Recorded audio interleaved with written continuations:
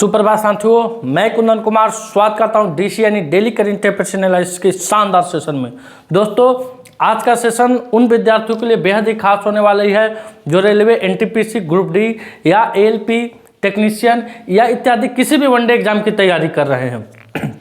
दोस्तों, इस सेशन के माध्यम से आप करंट का क्वेश्चन के साथ साथ प्रीवियस ईयर्स के जो भी क्वेश्चन पूछे गए हैं उन सारे क्वेश्चनों का फैक्ट इसमें आपको देखने को मिलेगा। उन सारे क्वेश्चनों को उत्तर आपको देना होगा। तो चलिए शुरू करते हैं, आगाज करते हैं, श्री गणेश करते हैं आज के शानदार सेशन के एक शानदार मोटिवेशनल कोटेशन से। निंदा से घबराकर अपने लक्ष्य को ना छोड़े, निंदा से घबराकर अपने लक्ष्य को ना छोड़े क्योंकि लक्ष्य मिलते ही अक्सर निंदा करने वाले की राय बदल जाती है। जाहिर सी बात है दोस्तों, जैसे आपको अपना लक्ष्य प्राप्ति होगा कि निंदा करने वाले की जो राय है, थिंक है, सोच है, विचार है, वो आपके प्रति क्या हो जाएगी, बदल जाएगी। दोस्तों, पिछले वीडियो में आपसे क्वेश्चन पूछा गया था कि हाल ही में कौन ब्रिक्स के नए विकास बैंक में शामिल हुआ, तो इंडोनेशिया इस क्वेश्चन का राइट उत्तर हो जाएगा। इंडोनेशिया देश दोस्तों ब्रिक्स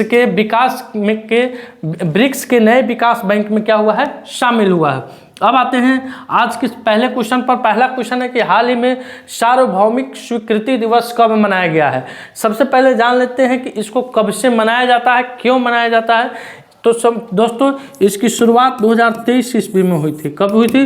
2023 ईस्वी में हुई थी सार्वभौमिक स्वीकृति दिवस। ये किस उद्देश्य से मनाया जाता है? तो दोस्तों, सार्वभौमिक स्वीकृति दिवस का उद्देश्य है बहुभाषी समावेशी इंटरनेट को बढ़ावा देना, जहां सभी वैध डोमेन नाम और ईमेल पते का निर्बाध रूप से काम करते हो। तो इसलिए इसे हर एक साल हम लोग सार्वभौमिक स्वीकृति दिवस के रूप में मनाते हैं। इस बार इसका उद्घाटन कहाँ हुआ है दोस्तों? इस बार इसको हम लोग नई दिल्ली में मनाए हैं। इलेक्ट्रॉनिक और सूचना प्रौद्योगिकी के सचिव है एस कृष्णन, उन्हीं के द्वारा इसका उद्घाटन किया गया है। कब किया गया है दोस्तों? तो 28 मार्च को। कब किया गया है? 28 मार्च को एस कृष्णन के द्वारा नई दिल्ली में। कहाँ? नई दिल्ली में किया गया है। आइए अगले क्वेश्चन की तरफ बढ़ते हैं। अगला क्वेश्चन आपके स्क्रीन पे आ रहा है दोस्तों। प्रवासी भारतीय दिवस, विश्व हिंदी दिवस, राष्ट्रीय युवा दिवस, भारतीय समाचार पत्र दिवस, राष्ट्रीय मतदाता दिवस, राष्ट्रीय बालिका दिवस, ये सारे दिवस कब कब मनाते हैं हम लोग? इस सारे दिवस का उत्तर आपको देना है। तो सबसे पहले जानते हैं प्रवासी भारतीय दिवस क्या है दोस्तों। प्रवासी भारतीय दिवस ये हम लोग 9 जनवरी को, कब? 9 जनवरी को मनाते हैं। विश्व हिंदी दिवस 10 जनवरी को मनाते हैं। विश्व हिंदी दिवस हम लोग कब मनाते हैं? 10 जनवरी को मनाते हैं। क्या दोस्तों, विश्व हिंदी दिवस कब मनाते हैं? 10 जनवरी को मनाते हैं। राष्ट्रीय युवा दिवस की बात की जाए तो ये 12 जनवरी को मनाते हैं। राष्ट्रीय युवा दिवस 12 जनवरी को मनाते हैं। उसके बाद भारतीय समाचार पत्र दिवस 29 जनवरी को मनाया जाता है। भारतीय समाचार पत्र दिवस 29 जनवरी को मनाते हैं। राष्ट्रीय मतदाता दिवस 25 जनवरी को मनाया जाता है। राष्ट्रीय मतदाता दिवस कब मनाया जाता है? 25 जनवरी को मनाया जाता है। और राष्ट्रीय बालिका दिवस ये 24 जनवरी को मनाया जाता है।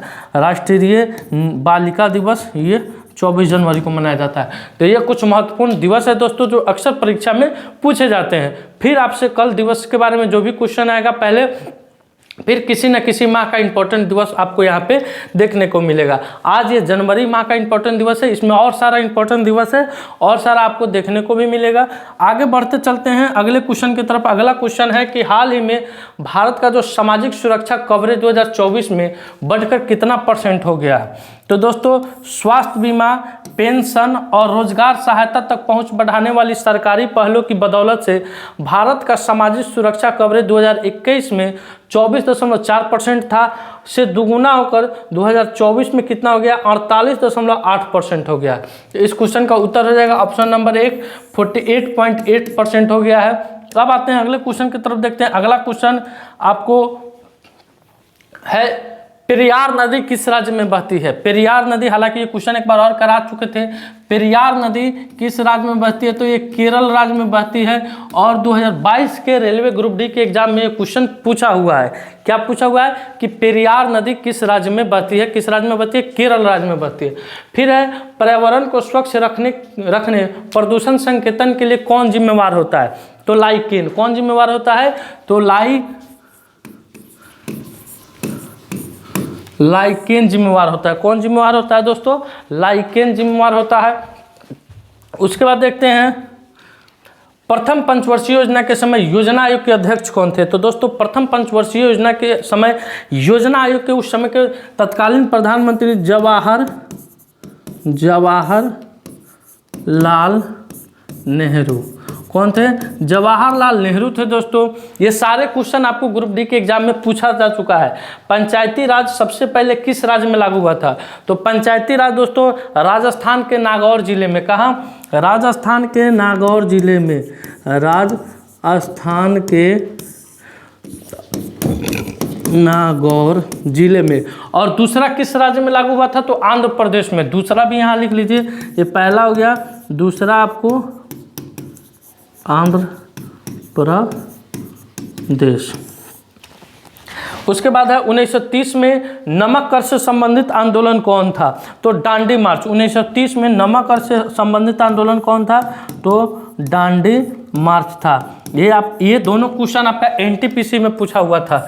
ये दोनों क्वेश्चन एनटीपीसी 2019 के एग्जाम में 2022 के एग्जाम में ये क्वेश्चन दोनों आपसे पूछा हुआ है। पंचायती राज सबसे पहले किस राज्य में लागू हुआ? 1930 में नमक कर से संबंधित आंदोलन कौन था? अब आते हैं अगले प्रश्न की तरफ। अगला प्रश्न आपकी स्क्रीन पे आ रहा है कि हाल ही में एशिया के किस देश में रामायण कॉन्क्लेव आयोजन किया गया है? तो दोस्तों एशिया के श्रीलंका में। कहाँ दोस्तों? श्रीलंका में रामायण कॉन्क्लेव का उद्घाटन किया गया है दोस्तों। अब आते हैं श्रीलंका के बारे में कुछ वन लाइनर आपको दिखाते हैं। क्या है? 2 दिवसीय study in India expo Colombo में हुआ है। 2 दिवसीय study in India expo Colombo में हुआ है। भारत अगले 5 साल में श्रीलंका के 1500 सिविल अधिकारियों को प्रशिक्षित करेगा। अडानी ग्रीन ने श्रीलंका से $442 मिलियन की पवन ऊर्जा परियोजना को क्या कर लिया है? वापस ले लिया है। 4 फरवरी को श्रीलंका अपना राष्ट्रीय दिवस मनाता है। भारत और श्रीलंका के बीच संयुक्त सैनिक अभ्यास नौसैनिक अभ्यास सिलिनेक्स 2024 विशाखापट्टनम के तट पर शुरू हुआ था। श्री सम्मी सिल्वा श्रीलंका के क्रिकेट के अध्यक्ष चुने गए हैं। श्रीलंका के क्रिकेट प्रवीण जय विक्रमा को 1 साल के लिए क्रिकेट के सभी प्रारूपों से क्या किया गया है? प्रतिबंधित किया गया। तो ये श्रीलंका देश से संबंधित कुछ वन लाइनर है दोस्तों। हो सके आपके किसी भी एग्जाम में टपक जाए या रिवीजन के तौर पर आपको जानकारी रहना जरूरी है। अब आइए अगले क्वेश्चन की तरफ। अगला क्वेश्चन है कि हाल ही में कौन दुनिया की 5वीं सबसे अमीर महिला बनी है? हाल ही में दुनिया की 5वीं सबसे अमीर महिला कौन बनी है? दोस्तों कल आज तक पर ब्लैक एंड वाइट शो चल रहा था और सुधीर कुमार ने देते हैं सर, सुधीर कुमार के द्वारा ब्लैक एंड वाइट शो दिया जाता है 9 बजे से आज तक चैनल पर। उसमें जो मथुरा का कांड है दोस्तों, मुस्कान का, उसका चर्चा चल रहा था, जिसमें नीले कलर के ड्राम की बिक्री पर व्यापारियों से कुछ बातचीत किए थे। तो नीले कलर का जो ड्राम था उसके बिक्री पर क्या हो गई है? कमी आ गई है। तो अब जो उसके होलसेलर है उसका कलर चेंज कर रहे हैं, यानी कलर चेंज करके इतना खौफ हो गया उस ड्राम का कि ड्राम लोग देख रहा है बेचते हुए तो बिलगा दे रहा है, बहुत ज़्यादा खौफ हो गया है। हाल ही में कौन दुनिया की 5वीं सबसे अमीर महिला बनी है? नीता अंबानी, रोशनी नाडर, कैमला हैरिस की इनमें से कोई नहीं। तो दोस्तों रोशनी नाडर कौन? हिंदुस्तान कंप्यूटर्स लिमिटेड यानी HCL टेक्नोलॉजी की chairperson Roshni Nadar Malhotra Hurun global rich list 2025 के टॉप 10 में जगह बनाने वाली पहली भारतीय महिला बनी है। उनकी अनुमानित संपत्ति 3.5 लाख करोड़ रुपए है। रोशनी नाडर मल्होत्रा ने दुनिया के सबसे अमीर महिलाओं में 5वां स्थान भी क्या किया है? हासिल किया है। ये आप जो तस्वीर में देख रहे हैं ये क्या है? रोशनी नाडर मल्होत्रा है दोस्तों। किस कंपनी के चेयरपर्सन है? तो हिंदुस्तान कंप्यूटर्स लिमिटेड यानी HCL की क्या है? चेयरपर्सन है। अब आते हैं अगले प्रश्न की तरफ। अगला प्रश्न आपके स्क्रीन पे आ रहा है, प्रमुख वित्तीय एवं व्यापारिक संस्थाएं क्या है दोस्तों? प्रमुख वित्तीय एवं व्यापारिक संस्थाएं हैं तो भारतीय औद्योगिक पुनर्निर्माण बैंक IRBI, इसकी स्थापना 1982 में हुई थी। लोक कार्यक्रम एवं ग्रामीण विकास परिषद, इसकी स्थापना 1986 में हुई थी।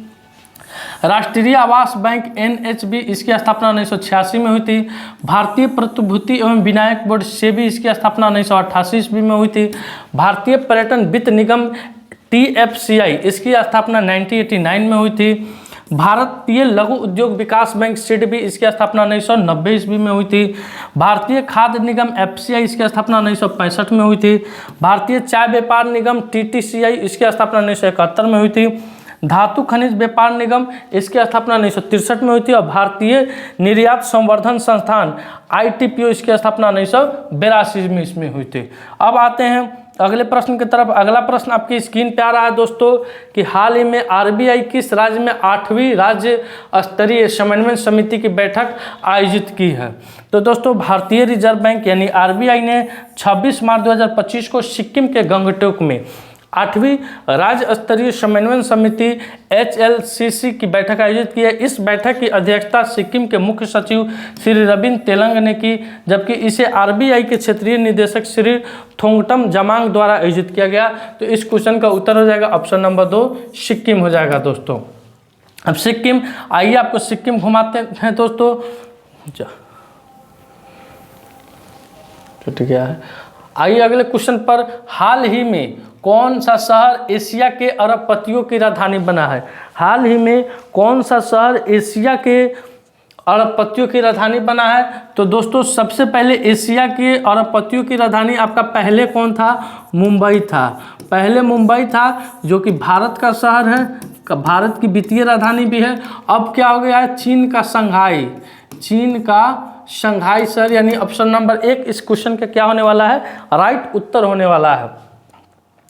अगले पेज की तरफ आते हैं। अगला पेज है कि हाल ही में मध्य प्रदेश सरकार किस राज्य के साथ संबंध बढ़ाने के लिए गंगा नर्मदा पर्यटन कॉरिडोर पर काम कर रही है?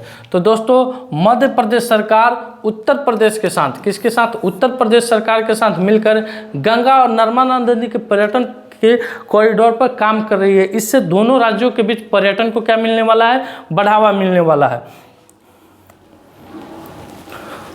अब है विश्व मानवाधिकार दिवस। विश्व मानवाधिकार दिवस कब मनाते हैं दोस्तों?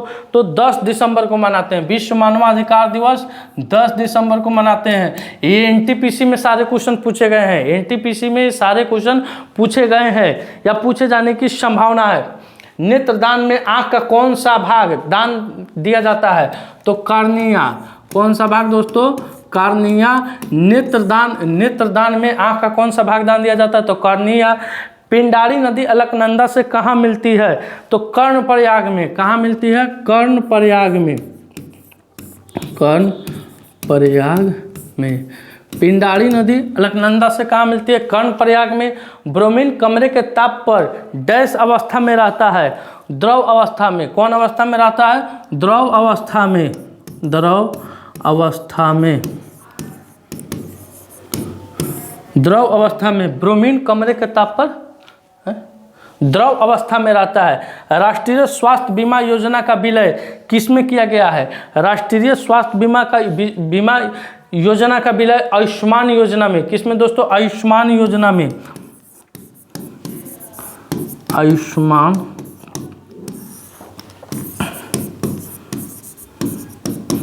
आयुष्मान योजना में किया गया है दोस्तों।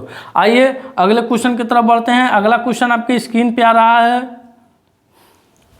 हाल ही में CDS जनरल अनिल चौहान ने किस IIT में टेक क्री 2025 उद्घाटन किए हैं? तो दोस्तों चीफ ऑफ डिफेंस स्टाफ हैं, CDS हैं भारत के जनरल अनिल चौहान ने IIT कानपुर में एशिया के सबसे बड़े इंटर कॉलेजियस तकनीक और उद्यमिता महोत्सव टेक क्री 2025 का उद्घाटन किए हैं। महोत्सव का विषय क्या है दोस्तों? महोत्सव का विषय है पांतारे सब कुछ बहता है। क्या है विषय? पांतारे सब कुछ बहता है। प्रौद्योगिकी और नवाचार निरंतर विकास का प्रतीक है। तो इस क्वेश्चन का उत्तर हो जाएगा IIT कानपुर। अब आइए IIT से संबंधित कुछ रिलेटेड और वन लाइनर देखते हैं। इसरो के अध्यक्ष V नारायणन ने IIT मद्रास में थर्मल रिसर्च सेंटर का उद्घाटन किए हैं। IIT मद्रास द्वारा दुनिया की सबसे लंबी हाइपरलूप ट्यूब विकसित की जा रही है। IIT दिल्ली के एंटीबायोटिक प्रतिरोध ट्रैकिंग के लिए AI उपकरण AMR सेंस विकसित किया है। IIT मद्रास ने स्वदेशी अंतरिक्ष चिप इरिस विकसित की है। IIT कानपुर ने किसानों के लिए सौर निर्जलीकरण तकनीक विकसित की है। IIT गुवाहाटी ने विद्युत और सूर्य के प्रकाश को ऊष्मा में परिवर्तित करने वाला सुचालक कपड़ा विकसित किया है। सेना ने उच्च ऊंचाई पर बांस आधारित बंकर विकसित करने के लिए IIT गुवाहाटी के साथ क्या है, समझौता किया है। तो ये दोस्तों IIT से संबंधित कुछ फैक्ट है, आप इसका स्क्रीनशॉट ले सकते हैं। आइए अगले क्वेश्चन पर बढ़ते हैं। विश्व का दूसरा सबसे बड़ा चाय निर्यातक देश कौन बना है? तो दोस्तों विश्व का दूसरा सबसे बड़ा चाय निर्यातक देश अपना देश भारत बना है। भारत 2024 में श्रीलंका को पीछे छोड़कर 254 मिलियन किलोग्राम चाय के साथ दूसरा सबसे बड़ा चाय निर्यातक बन जाएगा, जबकि केन्या 500 मिलियन किलोग्राम चाय का निर्यातक करेगा। आइए अगले क्वेश्चन पर आते हैं। अगला क्वेश्चन दोस्तों है कि वर्ष 2023 में भारत में बाघों की मृत्यु के मामले में कौन सा राज्य शीर्ष पर था? वर्ष 2023 में भारत में बाघों की मृत्यु के मामले में कौन सा राज्य शीर्ष पर था? तो महाराष्ट्र। कौन सा राज्य दोस्तों? महाराष्ट्र। और सबसे ज़्यादा बाघ किस राज्य में पाया जाता है? मध्य प्रदेश। हाइड्रोपोनिक कृषि के लिए इलेक्ट्रॉनिक मृदा का विकास किस देश ने किया है? तो स्वीडन। किस देश ने किया? स्वीडन ने। अमेरिकी जांच एजेंसी FBI के निदेशक कौन बने हैं? तो काश पटेल बने हैं दोस्तों। भारतीय मूल के हैं, काफ़ी चर्चा में थे दोस्तों जब ये बने थे, काश पटेल। उसके बाद दिल्ली विधानसभा के अध्यक्ष कौन बने हैं? विजेंद्र गुप्ता। कौन बने हैं दोस्तों? विजेंद्र गुप्ता दिल्ली विधानसभा के अध्यक्ष बने हैं।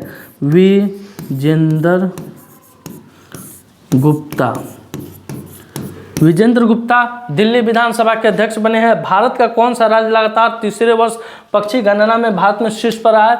तो भारत का पश्चिम बंगाल राज्य। कौन? पश्चिम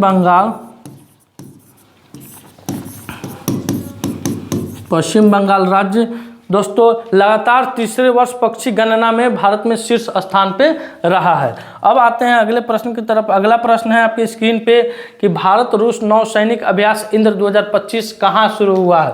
तो चेन्नई में। कहाँ शुरू हुआ? चेन्नई, यानी ऑप्शन नंबर 1। भारत रूस द्विपक्षीय नौसैनिक अभ्यास इंद्र का 14वां संस्करण 28 मार्च से 2 अप्रैल 2025 तक चेन्नई में आयोजित किया जाएगा, जिससे समुद्री सहयोग क्या होगा? मजबूत होगा दोस्तों। अब है आज का सवाल। आज के सवाल में हाल ही में किसे प्रधानमंत्री मोदी आर्थिक सलाहकार परिषद का पूर्णकालिक सदस्य नियुक्त किए हैं? संजय कुमार मिश्रा, राजीव कुमार सिंह, राजीव गौबा, शक्तिकांत दास। इस क्वेश्चन का उत्तर आपको कमेंट सेक्शन में जाकर देना है। दोस्तों आज का सेशन मेरा यहीं समाप्त हुआ। वीडियो अच्छा लगे वीडियो को लाइक कीजिए, शेयर कीजिए, चैनल पर नए हैं तो चैनल को सब्सक्राइब कीजिए। मिलते हैं आपसे अगले वीडियो में, तब तक के लिए धन्यवाद। अपना ख्याल रखिएगा। भारत माता की जय।